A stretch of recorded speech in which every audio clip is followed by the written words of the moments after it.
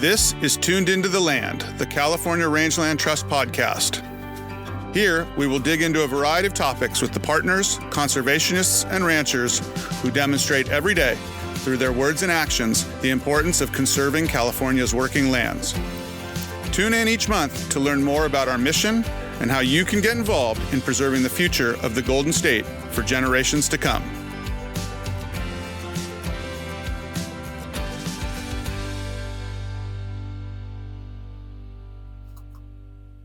Welcome to another episode of Tune Into the Land. I am your host, Michael Delbar, CEO of the California Rangeland Trust.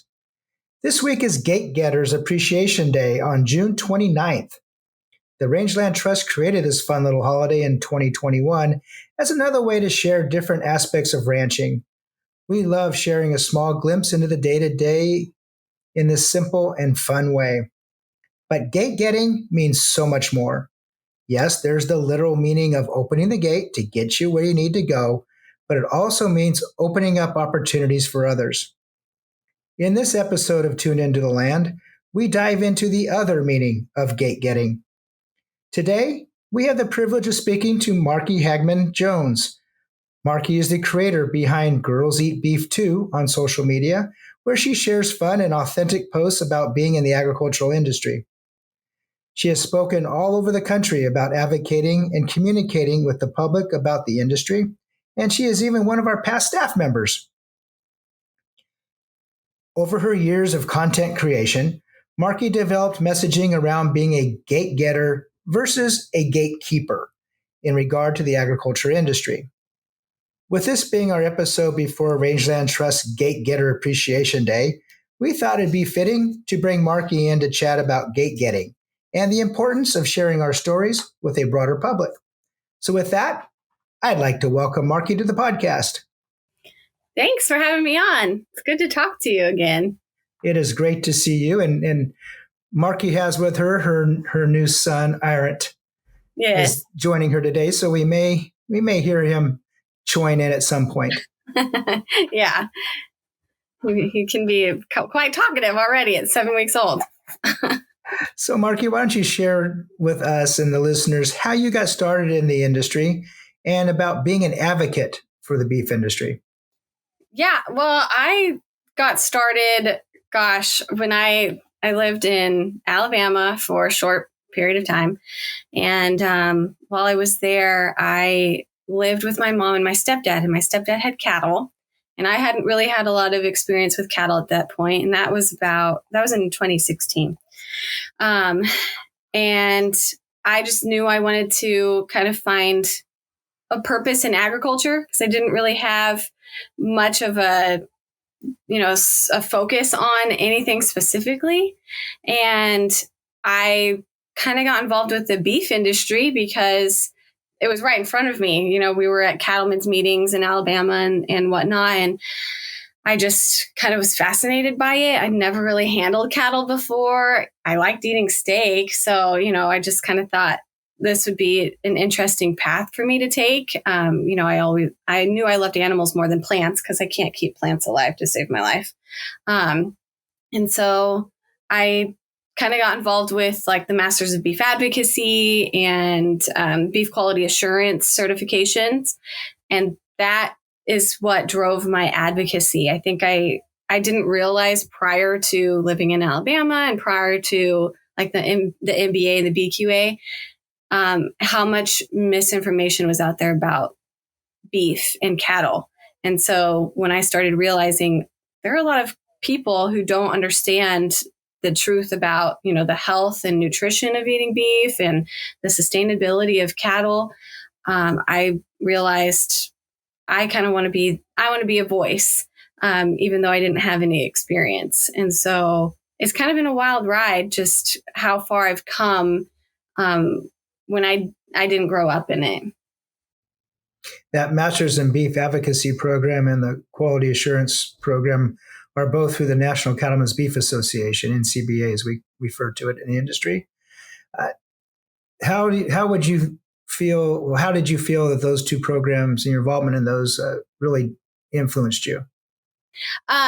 So with the MBA and BQA, like how they're structured and how they made it so accessible to me, like someone who didn't come from the industry, I think that really influenced my involvement, because if they didn't give me all of the information that I needed in order to know what are the most common misconceptions, what are the best ways to handle cattle, all of those different things, I wouldn't have been able to convey that to my followers. I wouldn't have been able to actually practice that myself with the cattle that I eventually got in 2020.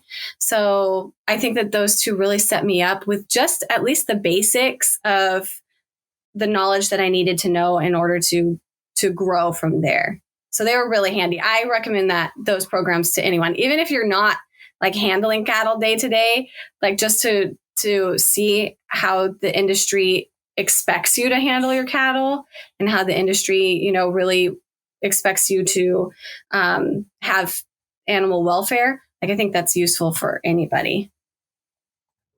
What would you say was your favorite thing about being an advocate for the beef industry? I think just honestly being able to be creative in how I shared the information. I think something that made my Girls Eat Beef 2 page kind of take off was the fact that I was able to share memes and, share like funny things about the beef industry, because that's my personality. I don't like to be taken too seriously. I don't like to take things too seriously. I want to kind of goof around. And I think that really helped me connect with people in a way that not a lot of advocates do, because, they're usually black and white, or they're usually, like fact and figure heavy.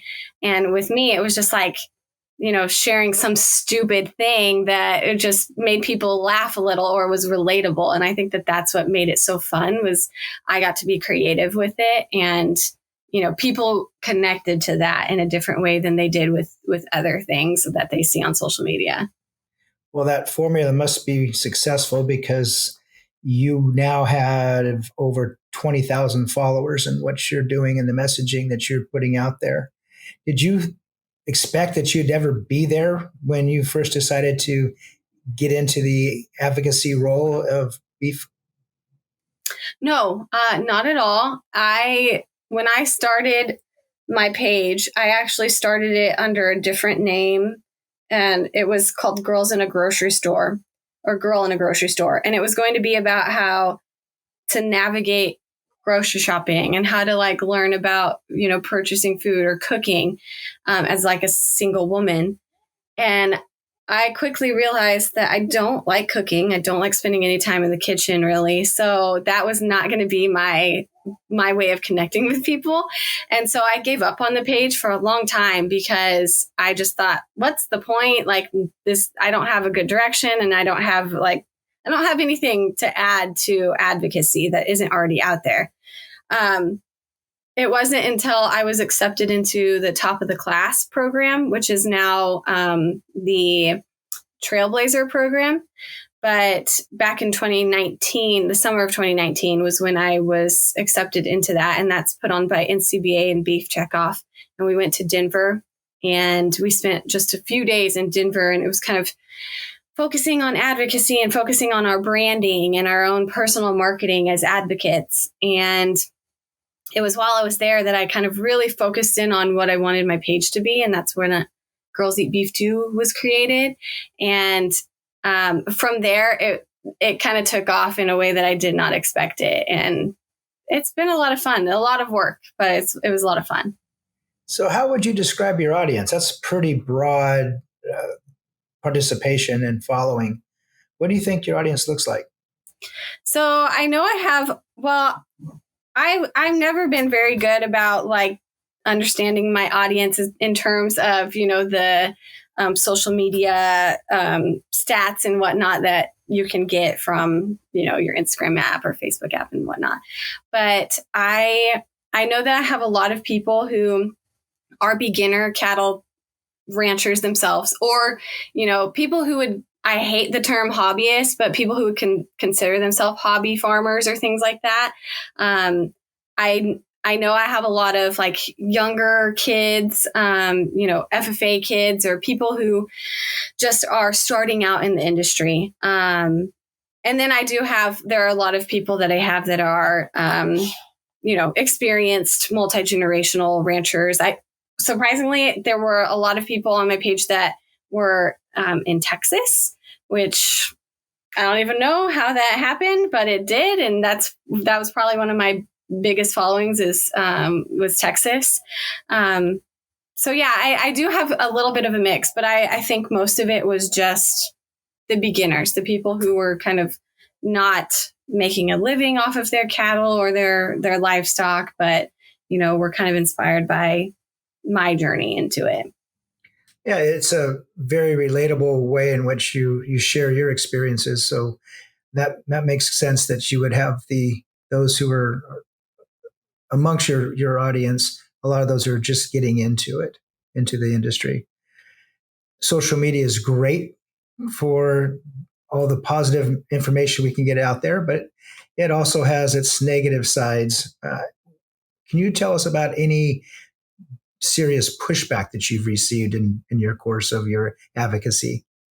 Yeah, that actually is one of the biggest things about advocacy that I think nobody really thinks about, or just having a presence on social media anyway. Nobody really thinks about how negative people can be. And I honestly would just share anything. I can share anything at all. And I would get people who didn't agree with it, were offended by things that I said. And that was always really hard for me. I think that it did, honestly, I can't think of like one really good example of where someone was, super negative on anything, because I had it on pretty much every post. There was always someone messaging me. I think so. Something I shared with my followers was how much I hated chickens. And it wasn't anything against the poultry industry. It was just the fact that I hate birds and I don't really care for chicken meat. And I've raised my own chickens and I hated them. We got rid of them. It was kind of one of those bits that I had, like a running bit that I just had where it was like, I hate chickens. And I remember recently it was like National Chicken Day or something. And like, I think one of the chicken organizations, poultry organizations, had shared like Happy National Chicken Day. And I reshared it on my page and I said, I am not celebrating this day. And someone got very offended about that and messaged me and said, you are creating like distance between the different types of proteins and you are like creating negativity on this. I think a lot of my stuff, when I posted it, I would get just pushback from anything I shared.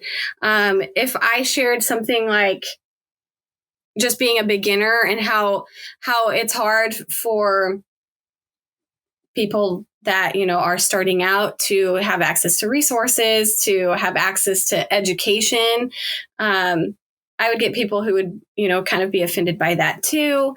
So it was just anything and everything. And I think that's normal for anyone on social media. So, and, as like an industry, we already get hate anyway. So I would get some vegans, or I would get, people who maybe didn't agree with my stance on how to raise cattle or, the production methods that I use. People always have an opinion on anything. So that is the very tough part about social media, for sure. So you've coined the idea of gate getting versus gatekeeping. Can you explain where the idea came from and what do those two terms mean to you? So I can't remember the exact moment I came up with be a gate getter, not a gatekeeper. I think it was probably one of the times when I had to open the gate for my husband to drive through, and I was irritated because that's all I ever get to do, and everyone loves to have to jump out of the nice, cool truck into the blazing hot sun and open gates for their husband to drive through. But I think I just realized I'm getting gates, and I connected that with gate getter. And in today's world, gatekeeping is a huge term because it just seems like that's kind of a trendy word right now is, gatekeeping is, keeping people out of doing something, keeping people away from something that, someone feels like they aren't capable of or, aren't qualified for or whatever, reason. They are gatekeeping a certain industry, gatekeeping a certain activity, whatnot. And I thought, oh, it's great because in the cattle industry or livestock industry, farming industry, whatever, we get gates. We are opening the door. We are opening the gate for someone. And I connected that with a bigger message where it was, if we in the industry, whether we've been here a while or not, can continue to create opportunities for others who are trying to break into the industry or others who maybe don't know how to start into the industry. If we can open the gate for them, if we can be the gate getters, then we can help strengthen agriculture. We can, advocates especially are always talking about the doom and gloom parts of agriculture, how, it's less than 2% of people who are producing the world's food. And you have a lot of people who are just talking about how little people understand about the ag industry, but then they're not finding opportunities to help connect people. They're not finding opportunities to help people start in the industry. They are always talking about these negatives. I thought, well, if we can be gate getters, if we can open the door for people, then that could help some of these negative things that a lot of advocates talk about. And so that's kind of where I came up with be a gate getter, not a gatekeeper, like create opportunities for beginner ranchers, beginner farmers. Don't gatekeep. Don't, just because someone doesn't have experience or doesn't have the connections, don't tell them, oh, you can't come here. You can't be here. There's a wall here that you cannot get across. Like they create all of these barriers to entry. And I wanted to be someone who, even in my limited experience, I wanted to be someone who created opportunities for people, even if that was just by sharing my story or by sharing how I got involved.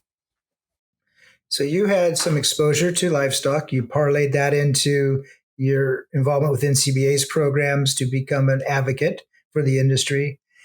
And so taken off of what you just said, you are now that first generation rancher. What challenges did you face personally in getting into this industry, getting started in the beef industry? Well, I still face them, right?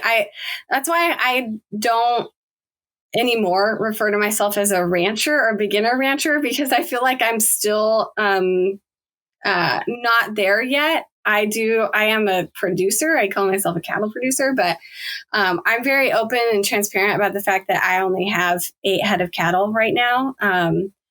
And hopefully we'll have some more here dropping soon. But a lot of the struggles that I faced at the beginning, I still face. And that's just the reality of it. And honestly, I bought my cows in 2020, like the height of the pandemic. So we're still very new in all of this. And I think the biggest struggles we faced, one would be access to land. Obviously we're kind of in prime farmland where I live. So you have a lot of farmers and crop people who value the land more than we do. And I just want to put a disclaimer out there. That's not me talking badly about the crop farmers, because I know I've offended people by saying that. It's just the reality that like we are being outcompeted. And that's just how it's going to go for people in my situation. For, just access to land. It's hard to come by in California. And I think one of the bigger things besides land is the knowledge, the education. A lot of the stuff that I've learned has been either from trying to, trial and error things, and definitely a lot more error than anything. But, I've had to reach out to people like in my cattlemen's groups or things like that. I've had to go to people and be very vulnerable and say, I don't know how to do this. Like, can you tell me how? Or I've had to just like completely disregard certain things because it's not going to work for me. Even if they're popular, common, standard practices, I have to say, I can't do that, or I'm not confident enough with that. So that's something where I think a lot of people will struggle in the same way, because if you've never had a lot of experience handling the animals, it's a whole adventure trying to, learn about their flight zones and learn about, how to handle them in the chute and, how to build working facilities that actually lend a hand to you rather than make it more work. And we've built from the ground up. I mean, the first time we had to work our cows, I had 4 like little rickety panels, and no, I think I had like 6, and we had to make a little holding pin. And then with 2 panels, we had to make like a triangular shape off of that. And that was our little head catch. And I'm sure our vet showed up and was thinking, what in the world? I'm going to die today, because it was just not secure. It was not very safe. That's what we had to work with. And now we've worked up to, we have a chute, we have a bud box system, things like that. We've had to grow, with that. We've had to figure out, this didn't work out. This is not going to work out. How can we improve that? So I think a lot of people will probably struggle in the same ways that I have. Those are probably the 2 biggest ones, though: access to land and just, the knowledge and education to produce a better animal and to be better animal handlers. Ranchers and farmers as well are kind of notorious to not sharing their stories, sticking to themselves. They'll drive around and see what their neighbors are doing, but they're not, as a general rule, not overly forward with what they're doing. What do you feel is needed in terms of sharing more of that, of their experiences, of their stories? You kind of touched on it from a beginning rancher about relying on your neighbors and others in the industry for that assistance and that help, that advice. But sharing the aspects of the industry from their perspectives, how important is that?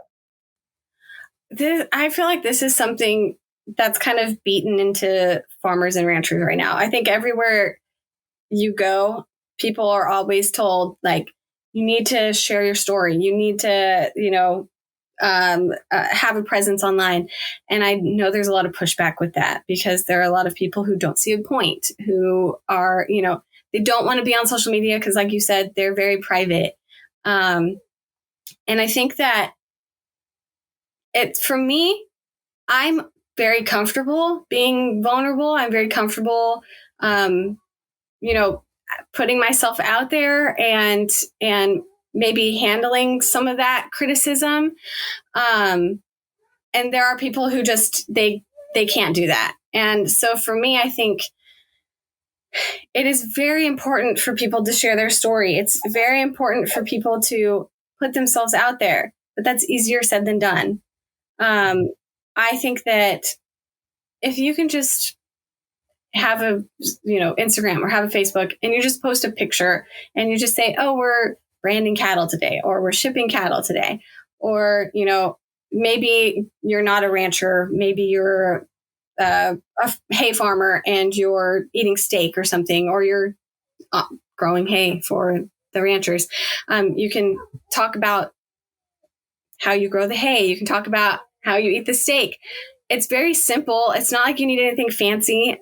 A lot of social media people they keep up with the trends, right? You know, you have Reels, you have TikTok, but you don't have to. And I think that some of the hesitation there by people is that they feel like they always have to be the most trendy. They always have to keep up with what's going on social media. And you don't have to. Like I didn't do that. I started my page. I grew my page without having all of the trendiest stuff. I didn't have, all of my Instagram statistics. I didn't keep up with everything. I just posted what I wanted to. I talked about what I wanted to. And that was genuine to people. So I think that farmers and ranchers who are hesitant to share their story, I think that it's other advocates and other people who have to be encouraging of it and say, you don't have to follow all of these things. You don't have to be super trendy. Just post a picture of what you're doing. It's so simple. But even then, I've told people in speeches I've given, if you are not comfortable sharing on social media, then don't force it. Talk to people at the grocery store. I know there are a lot more people. I could never go up to someone in a grocery store and be like, hey, let's have a conversation about the beef. But there are plenty of other people who can do that, who want to do that. I want to share on social media, but there are plenty of people who don't want to do that. So you have to kind of find your strength and figure out, how can I tell my story in that way? Maybe some people like to write articles. So maybe you can submit a letter to the editor. I know I've done that a couple of times. You don't have to be on social media. You don't have to have a social media presence in order to share your story. You just have to figure out the way that works best for you. As producers, if we don't share our story, tell what we're doing, it's going to be told for us. Mm-hmm. And that's the challenge we've had, because when people that are unfamiliar with what we do, the work that our ranchers and our farmers are doing, then those without that intimate knowledge or that exposure to it, and like you said, as an industry, we're 2% of the population. That means 98% of those that don't know what we're doing are calling the shots. They're making the policy decisions that impact the 2% of us. So the work that you've done as an advocate is critical to that. And you're right. We need more advocates telling those stories, particularly hopefully those that are in the industry in one way or another. So what advice would you give to someone who wants to become an advocate for the beef industry or for farming and ranching in general? My advice is honestly, just get involved. I used, MBA and BQA to kind of give myself that knowledge, that base, right? So I think if you want to become an advocate, you kind of have to know a little bit of what you're talking about. But otherwise, from there, just get involved in the ways that you can. Join your cattlemen's group, join your young farmers group. If you want to just share things on social media, feel free. There's no restriction on what you're sharing on social media. Just make sure that you're sharing correct information, right? I know there are a lot of people who get out there and there's a lot of misinformation on social media, but if you can be honest and open and you can, connect with people, then don't let that stop you.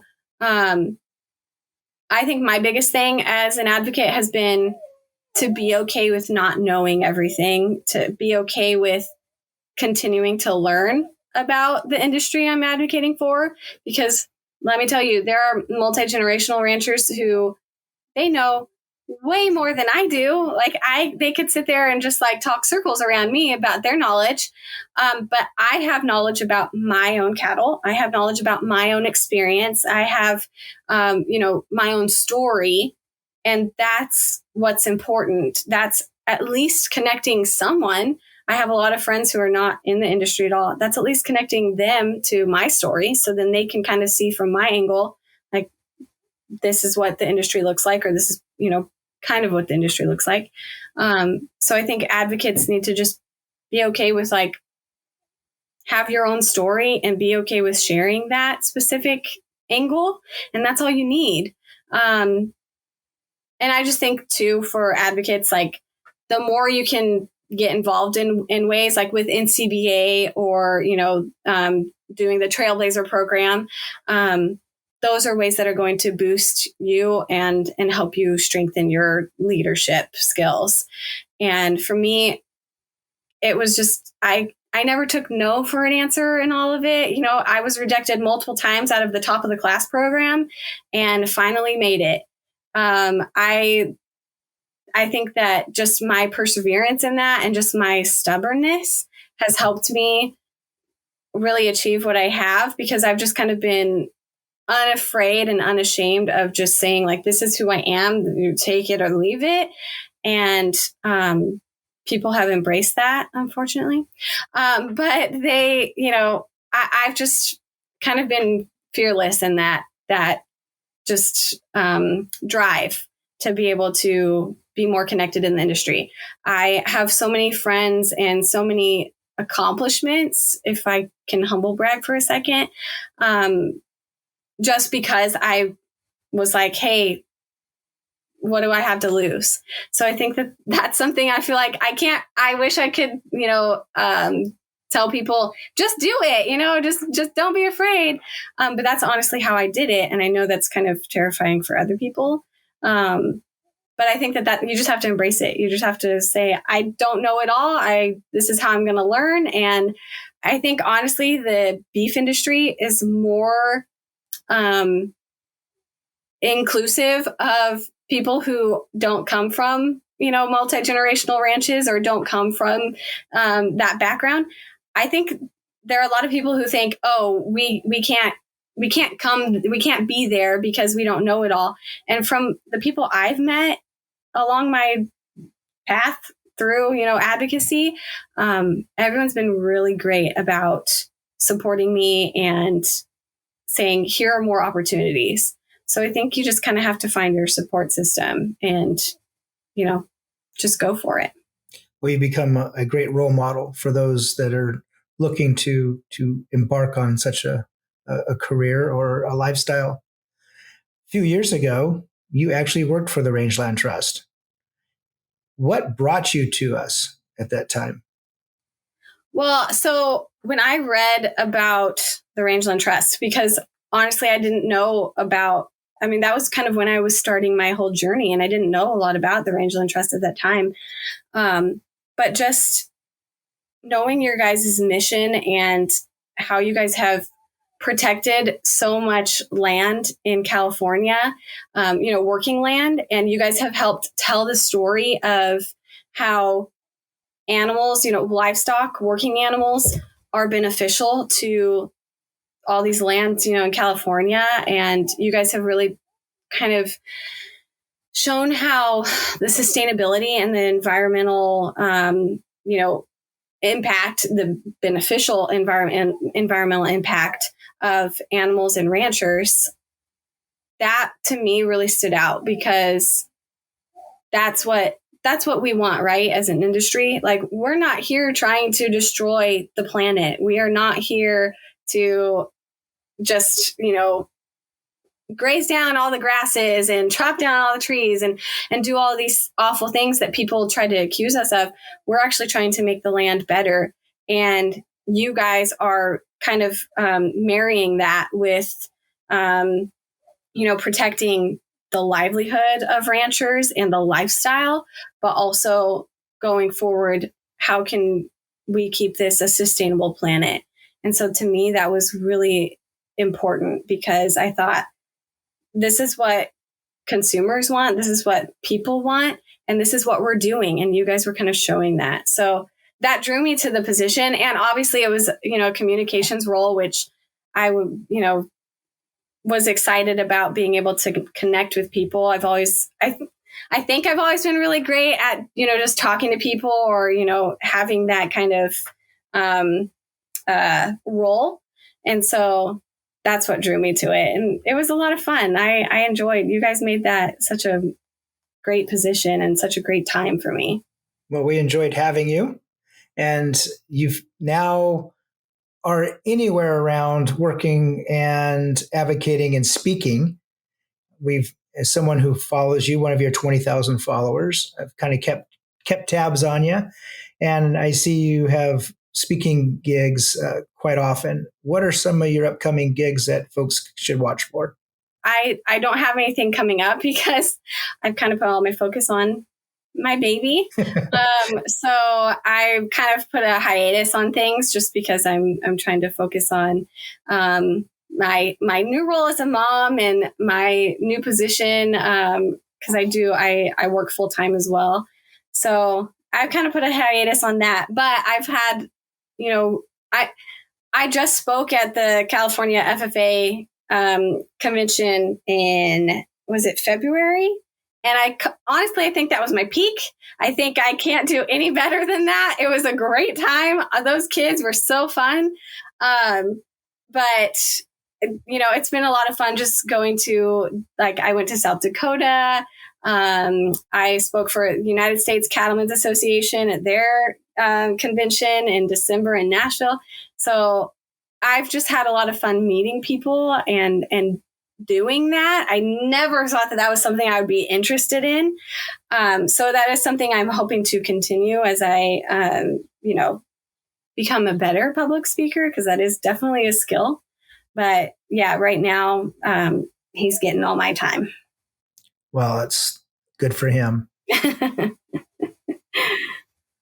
Well, Marky, thank you for taking the time and joining us. It's great to see you, and congratulations again on your son. And we look forward to seeing you back on the circuit advocating for the beef industry when that time is right. Thank you. Thanks for helping me share my story and catching up with me. We hope you enjoy this episode of Tune Into the Land. We are reminded of the Michael Martin Murphey song Cowboy Logic, in which Murphy sings, "Son, if you've seen three men in a pickup, dressed alike from boot to hat, could you tell which one was the real cowboy just from where he sat? The real cowboy's the one in the middle. He ain't there just by fate, 'cause first, he don't have to drive, and then he don't have to mess with the gate." Remember, gate getting may not be the most glamorous part of the job, but it's necessary to get where we need to be. And as a reminder, Gate Getters Appreciation Day is June 29th, so hop on social media, share your gate getting photos, and we will share them on our platforms. And speaking of gates, this closes the gate on another episode of Tune Into the Land. Thanks for listening, and be sure to hit that follow button so you can be notified when the next episode is released.